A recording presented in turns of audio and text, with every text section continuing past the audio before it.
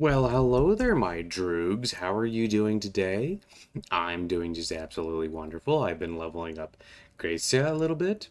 I rather like playing Witch Hunter a little bit, I guess. I feel like I don't understand the class super well, but I'm learning. The one thing I don't like about this class is that her pants, like the way these pants are set up, like I feel like it accentuates her butt movement a little bit. It's kind of weird. I don't know, just because of the weird straps going right across her butt. I don't know. That just seems odd. Why is it? It's a very weird way to design that. I don't know. I don't know how I feel about that. But anyway, it's perfectly fine. As I level up, I'll get better pants. It's like when I was playing Final Fantasy 14, and I was like, why does my cat girl have such skimpy outfits? I want her to have cool outfits. But then I switched to a robe, and then the robe was Job. But today, today, I'm going to talk to you guys about Stirland, the Empire province, partially because I just did a little bit of research on it and I thought it was kind of interesting. There's a lot of really interesting things in Warhammer, as you know, at least interesting to me. But look, and it's also snowing. Isn't that nice? Isn't this a nice little area? Ignore the train wreck and the fire down there? You know, as you do. Anyway, that's a cool oath bearer war ranger. So, here's a quote from Stirland Noble. Tradition is there for a reason. It was good and worth keeping. Change for change's sake is a sign of chaos. Don't you agree? So already you're going to get a good flavor of what Stirland is like. And we'll go over a couple of things here. Their colors are, like for their state troops, are like yellow and green. The official name is the Grand County of Stirland. The elector count and grand count is, for some reason this printed out in blue, don't ask me. Albrecht the Fifth Haunt Anderson. But it's a feudal autocracy administered with a consultative council of nobles. And yeah, apparently its major exports are salted fish and wine and woolen goods and wood crafts. Which I find interesting because apparently a lot of places in the Empire just produce lots of wine because they like to get sloshed. They like to go, hey, I'm gonna toast you like this, and then just get a big old drink of. Dude, that would be a lot of wine to chug at once. That was a big stein. Anyway, so we'll start reading while I run around. Stirland, officially the Grand County of Stirland, is a founding electoral province of the Empire that extends to the eastern frontier of that nation. Stirland is a rugged highland province famous for its rural backwater society and the province's close affiliation with death. Such attitudes stem from the province's close association with its constituent county of Sylvania, a haunted land defined by misty forests, ancient castles, resting on craggy peaks like circling vultures, and the tendency of its dead to emerge from their graves at regular intervals. So basically, Stirland is at least partially defined by the fact that it's so close to the vampire counts, so the vampire counts are always going, hey, I would like your land, and they're like, hey, nuh-uh. And then employ ladies like my friend here, my friend Grezia, who will come in and shoot them and stuff. You know. Wait, I'm gonna wave. I'm not coming out there right now because I'm talking. Wait, will you wave at me? Will you wave at me? They refuse to wave. I'll wave at Blackwork too.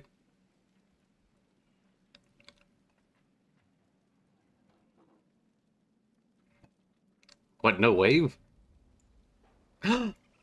Did he? I think he waved.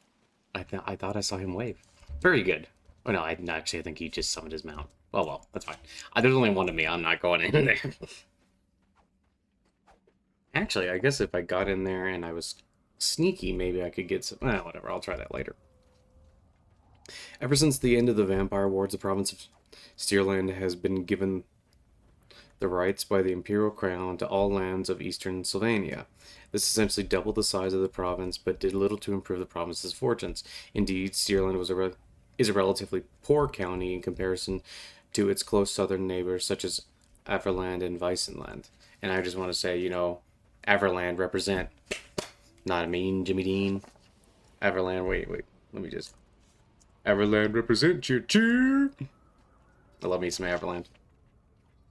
But, the citizenry of Stirland are a conservative and superstitious lot, known for their backwards outlook and religious intolerance. The banner of Stirland shows a skeleton sounding a hunting horn, signifying a call to battle. The skeleton itself is a common symbol of the lands, an expression of both the Stirlander battle cry, victory or death, and the grim reminder of the lands of Sylvania that they share borders with. I mean, so basically what we're learning here is that Stirland is kind of down bad, right?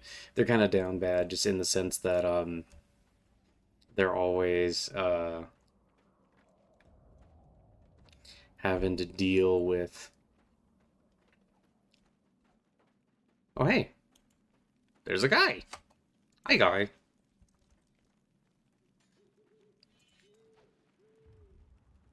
Yeah, there's a bunch of them out there, dude. I don't know if we should... Okay, if you really wanna. Okay, I'll shoot my guns and I'll give you some fun.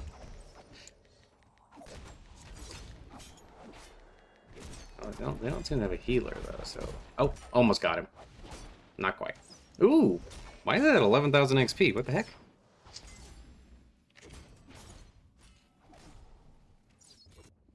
That was a lot of XP for killing one dude. Anyway. So yeah, they basically have this whole thing where they're kind of defined by being poor and backward, and then on top of that, they have to deal with all these undead, and it's just a thing, you know. This is gonna be silly of me to do, but I'm gonna do it anyway. Bang, bang, bang, bang, bang, bang, bang, bang, bang, bang. I got me a gun. Nah, okay. I thought maybe I could take it. That would have been funny if I could take it. Oh, I could. I guess I got to try to kill the goblin. I guess I got to try to kill the goblin, but it didn't. But it's kind of, I think that's kind of interesting because they have to deal with like all these undead and things like that. And lately I've been getting more into the undead. I think the undead can be kind of cool if you do them in the right way. They're kind of neat. How do I turn invisible? Is this incognito? I guess it must. Oh yeah, that's how I turn invisible for a short period of time. Interesting. And then I can attack. Actually, wait, can I shoot this? How do I get out of stealth?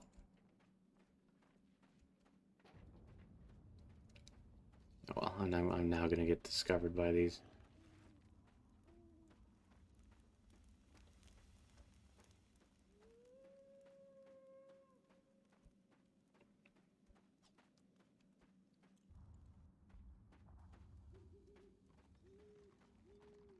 And now I was gonna get stabbed in things.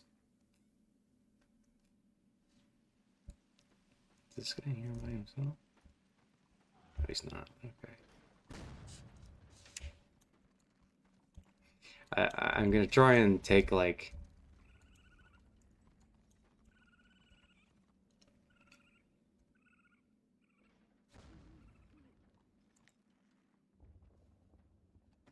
at least one thing of theirs.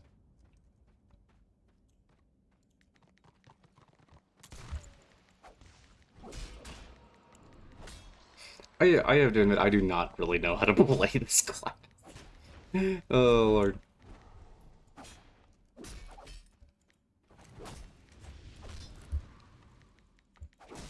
The guys seem to be doing a decent bit of damage to him.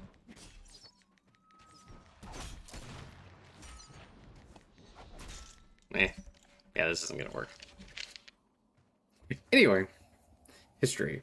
When hostilities erupted between Graf Albrecht Humpt Anderson of Stirland and Helmut Feuerbach of Tabekaland, those whose families had been ancestral enemies Since the age of the three emperors, the other elected counts waited expectantly to see which side of the newly elected Emperor Karl Franz would back. The Emperor travels to Telheim in an attempt to negotiate peace between the two hostile provinces. The Emperor's skill in debate was put to the ultimate test in resolving this dispute, as was his patience, but in the end, both elected counts acceded to Karl Franz's wisdom, and a potentially bitter civil war was ended before it began. Right off the bat, you're getting the idea that this is a really nice province. Geography. The entire province is insane, I tell you. Why? They like their ale hot. It's nothing short of blasphemy against good beer. A dwarf of Krezkarak. Ale hot. I don't know if I've ever actually heard. I mean, okay, I've heard of people drinking at like room temperature, but hot? I don't think I've ever heard of people drinking. Maybe that yeah, because in Germany, I know from visiting that they like to drink their beer room temperature a lot. Americans like their beer chilled. I don't know. Anyway, bounded by the world's edge mountains on the east and on the north, west and south by rivers Stier, Aver, and Reich. Stirland is a rugged province of highly mixed terrain. Its reputation as a rural backwater is largely undeserved, for its many towns of substantial size and for it has many towns of substantial size, and it does brisk trade with the dwarfs of Zufbar. Nevertheless, its location away from the centers of power and the presence of the dreadlands of Sylvania make people think ill of Stirland. The northern portions along the banks of the Stier are covered with last reaches of the great forest. And there's a picture here that's a rain-soaked hovel on Stirland. To the east, beyond Siegfriedhof, the forest thins and breaks up into separate woods. The feared Hunger and Grim Woods, which are places of foul reputation. It is from here that the land becomes enshrouded in natural fog and harsh weather. Past the grim wood and the dismal village marks the dismal village. Why would you call it the? Okay, whatever, man. Marks the start of Helfen, where Imperial forces destroyed the army of Manfred von Carsten at the Battle of Helfen, the climax of the third and final Vampire War. The west is dominated by Stirhugel, the hilly country that was the first home of the Styrian tribe thousands of years ago, crossed by the Old Dwarf Road and the Nuln Road. These hills are home mostly to villages and sheep herders who trade in the markets of Flensburg and Vorden. Hidden among the winding tracks and foggy valleys, however, are tombs of ancient chiefs of the Styrian tribes. I think that's how you say it. It's Styriggen. Dug into the hillsides or built as turf-covered burrows, these date from the pre-imperial times. Their entrances were well hidden by their builders, though sometimes an entrance will become exposed by rains or flooding. Locals consider these tombs cursed, and it seems every village has a tale of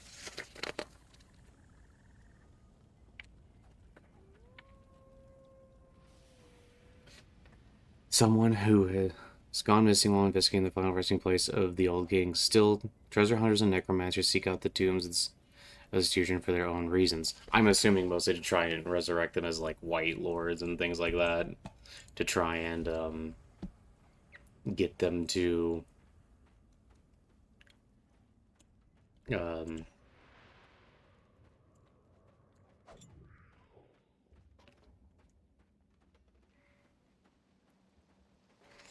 probably to try and some of them have better undead warriors. I wonder if there's any destruction supplies still here. Maybe I can get a little bit of influencer renown.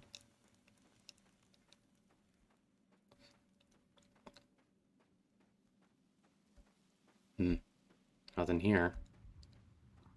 Okay, I'm gonna go check up there.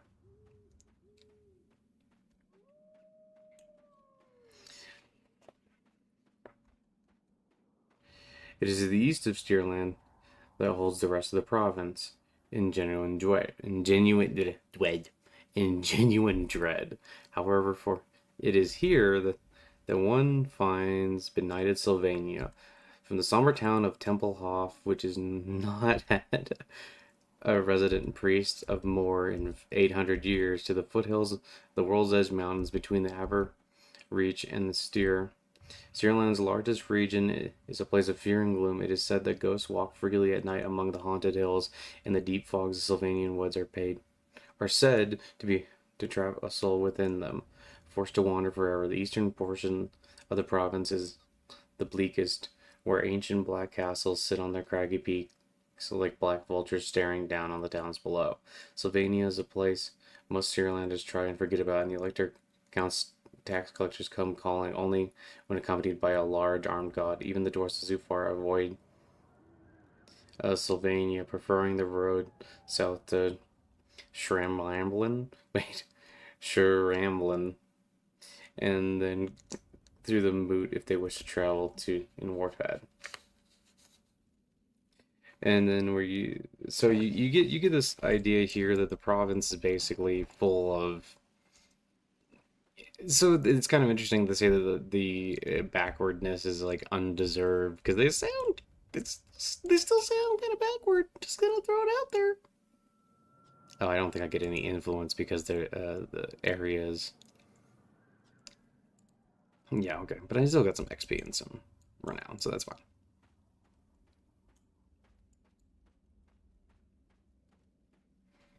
Doop. Doop. You would think that the doors would put more decorations in here. I don't know. Seems just very plain. But yeah. So basically, that's kind of what you get there.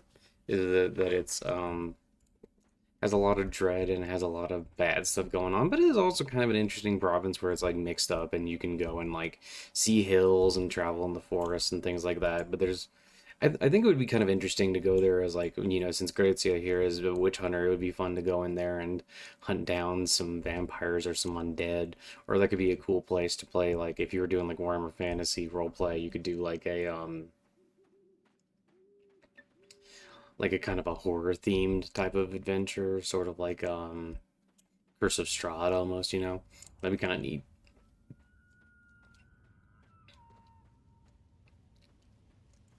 What's in there? Troll? Hmm.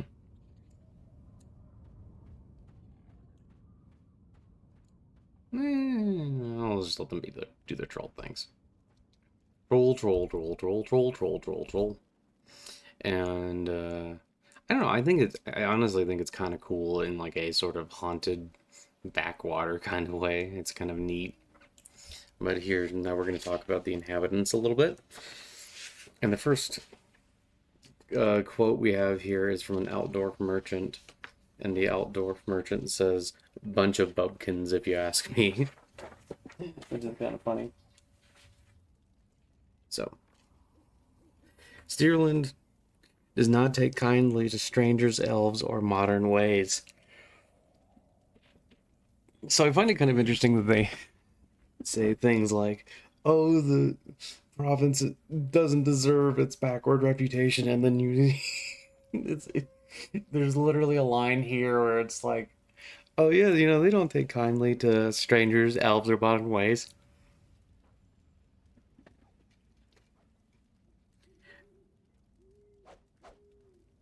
That's kind of interesting. Descended from the also born tribe of old, Stirlanders are a short, thick-set people much like their Ostermark neighbors. Dark of hair and suspicious of strangers, their bloodline has remained one of the purest within the Empire. Some folk point out this is because they're bred peasants, but as Stirland nobility are keen to point out, even the most base-born soul can trace their line back over many generations. Famed for their superstitions, Stirlanders are a cautious lot, also said to be overly rural and backward. Steelanders are often mocked by the rest of the Empire for their slow pace of life and speech for their part. The Stirland folk are proud of their preservation of ancient customs and of their long view of life. At their best, Stirlanders are calm, thoughtful, and practice at taking their time about things, fond of long ribald tales, and local tavern is the heart of any Strialer community. I would argue that most taverns are probably the heart of a lot of Empire communities because Empire people do seem to love their taverns. Here, people gather to hear their favorite stories, the local gossip, and occasionally news from the outside world.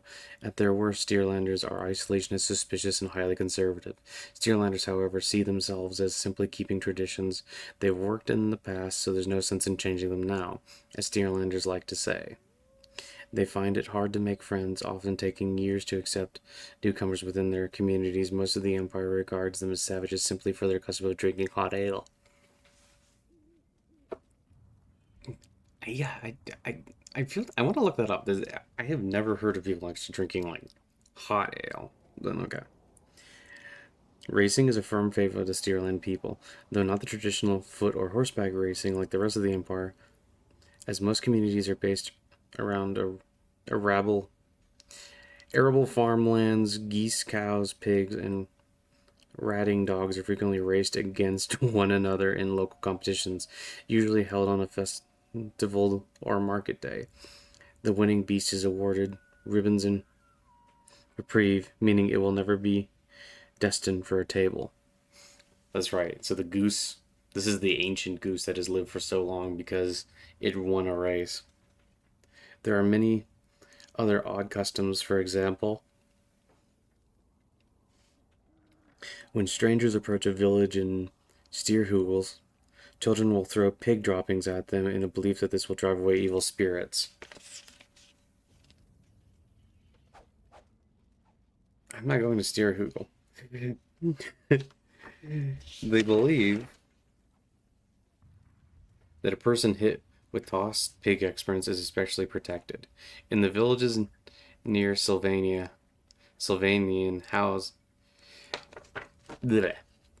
In the village near Sylvania, houses and windows are lined with especially pungent strain of local garlic to ward off what is ecumenically called the Count's men.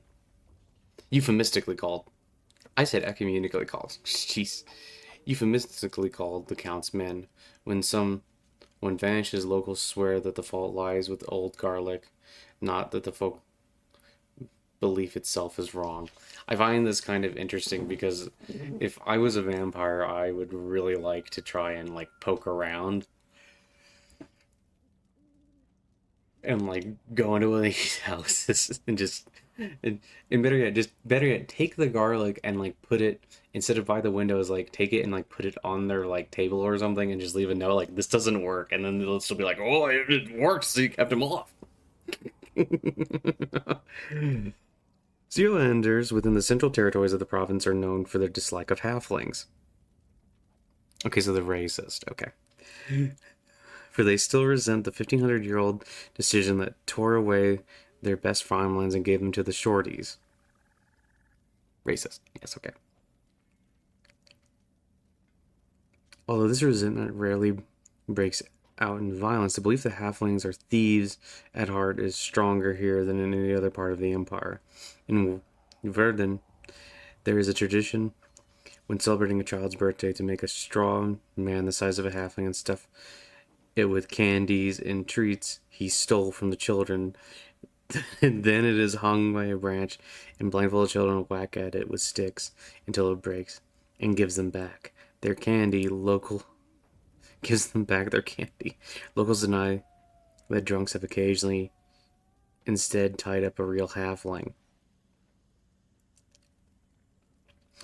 The people of Sylvania are a dour lot, rarely smiling and not fond of talking to strangers. Doors are kept bolted, and people regularly make a sign against the evil eye when something unsettling happens. They are also fatalistic, accepting that life has a dismal end in store for them. So resigned to their destiny are they that Stirland. So resigned to their destiny are the Stirlanders that few ever leave the province, much to the relief of their neighbors. Visitors often find it hard to get round the rustic accent and exceedingly so speech of Stirlanders, for they often repeat questions and usually spend a good deal of time pondering before answering. Mummers often use a mocking form of the Stirland accent when representing a slow or rural character in a play. I mean, okay, so once again, there was a part of this that said that their reputation is like undeserved and all that, but I'm just gonna throw it out there that their reputation sounds like it's kind of deserved. It sounds kind of like they're a bunch of rural backwater people. I mean, if they're not, especially that part where they're like racist towards halflings and things like that. I'm like, oh, okay, I'm not really digging it. I guess if I had to point out a positive thing, I like that they have like a kind of a slow approach to life. I think that's kind of cool. I think having like a sort of relaxed pace about things is pretty cool. That's pretty fine. Dude, this cow has been cooking for like way too long, I think. Actually, I don't know. It's fine. But yeah, portal to war camp.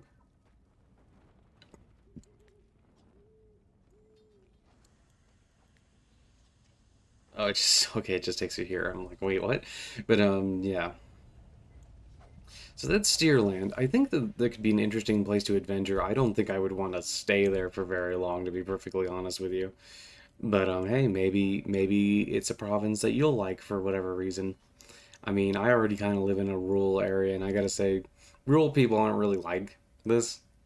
I mean, they're a little like this in some ways, but they're not tying up people they don't like and beating them with sticks till they give you candy type of things. Anyway, I hope you all have a wonderful day, and I hope you enjoyed me talking about Stirland, even though I kept fumbling my lines and things. Oh well, it was still a bit of fun. I hope you all have a great day. Bye bye. And remember, Sigmar bless, and God bless, and Ma Kali bless, and Krishna bless, and Ma Kali more. Okay, bye. I love you.